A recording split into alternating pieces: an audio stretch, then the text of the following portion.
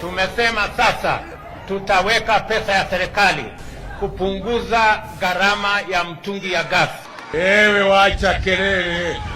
Ile ya kilo 6 mnanunua 2,500, 2,800, tutaishukisha chini mpaka shilingi 500 ama 300. How can you suddenly become very clever? Sudden, umekuwa very clever. Ndio barabara itoke Mandera ikuje Ramo. Badala ya kazi ni mudomo. Ikuje Elwak, ikuje Kobo, ikuje pale Kotulo. Wewe ndio unaweza kila kitu. Wapi?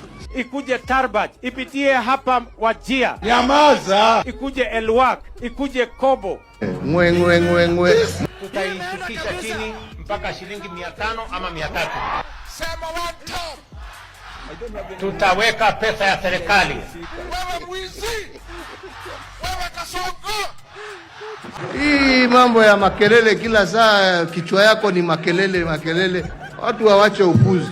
Watu wa Wajia, mnakubali twende hiyo barabara ama nyinyi mko na mpango gani? Wewe ukituma hiyo vijana tena kutukana Uhuru Kenyatta, saa ingine unatukanwa, lazima kuvumilia.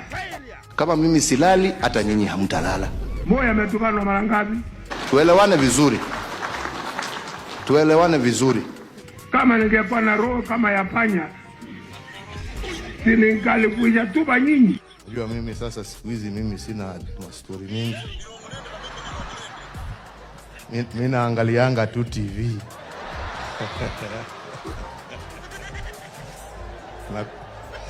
na kusikia radio tu. Tumesema sasa tutaweka pesa ya serikali. Nyamaza, we kuri.